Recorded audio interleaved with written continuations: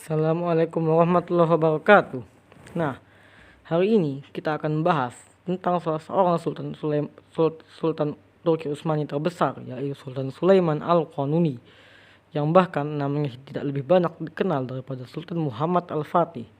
Akan tapi, beliau dikenal memiliki prestasi dan reputasi yang luas, antara lain menaklukkan 3 benua. Seperti apakah kisah penakluk 3 benua ini? Marilah simak uraian singkat berikut. Mudah-mudahan dapat bermanfaat bagi pemirsa semua.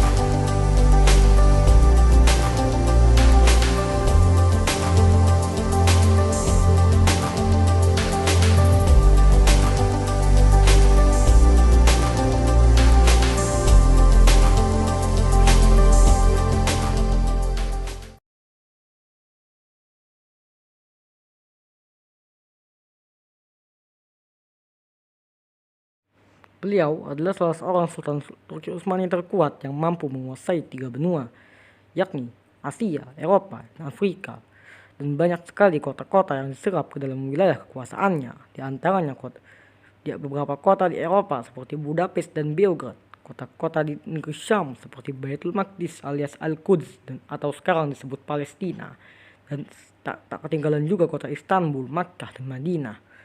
Banyak sekali di antara kota dan jalan-jalan yang direnovasi oleh Sultan Sulaiman Al-Qanuni. Di antara kota yang direnovasi adalah kota Al-Quds, Makkah, dan Madinah. Beliau juga dikenal sering sekali membangun jalan-jalan untuk mempermudah kebutuhan umat Islam. Tak hanya itu, beliau juga memberlakukan undang-undang Utsmani yang luhur yang didasarkan pada syariat agama Islam yang mulia, sehingga beliau dijuluki Al-Qanuni, yang berarti sang pembuat undang-undang, karena undang-undangnya yang luhur dan berdasarkan syariat serta menjadi landasan penting tersebut. Beliau diangkat menjadi Khalifah Turki Utsmani di usia yang sangat muda, yaitu 26 tahun, setara anak baru lulus kuliah. Dan hal itu memprovokasi musuh-musuh negara untuk meremehkannya, terutama dari kalangan salibis Eropa. Akan tapi, Sultan ini mampu menaklukkan kota Belgrade yang gagal ditaklukkan oleh Sultan Muhammad Al-Fatih. Dan kala itu di Pulau Rhodes bersaranglah kesatria Hospitaller atau pasukan Santo Yohanes yang gemar sekali merampok kapal-kapal kaum muslimin dan melakukan pembantaian terhadap mereka. Maka Sultan Sulaiman Al-Qanuni menaklukkan Pulau Rhodes dan menghancurkan pemerintahannya serta membuat lari kesatria Hospitaller yang jahat tersebut. Kala itu penguasa Hongaria yang bernama Raja Lajos, yang dikenal sebagai raja Eropa yang sombong, bersikap sombong terhadap sultan muda ini. Ia dengan sengaja membunuh utusan sultan yang dikirim untuk suatu tujuan. Hal ini tentunya bukan merupakan suatu tindakan yang baik dalam bidang perpolitikan.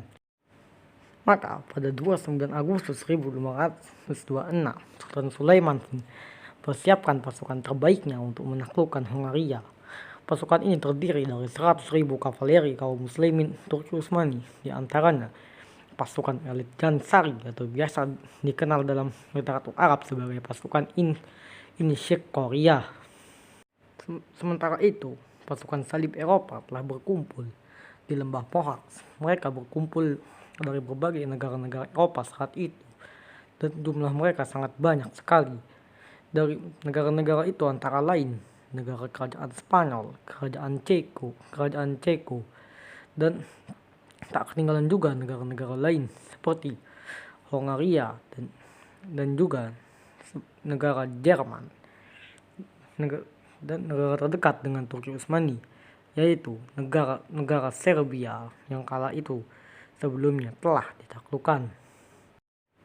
Pertempuran kedua pasukan meledak dengan sengit di lembah Mohacs, dan pada pertempuran tersebut, pasukan Islam dari Turki Utsmani berhasil meraih kemenangan yang sangat besar, sedangkan pasukan salib Eropa yang berjumlah lebih banyak tersebut mengalami kekalahan yang tidak bisa digambarkan oleh siapapun.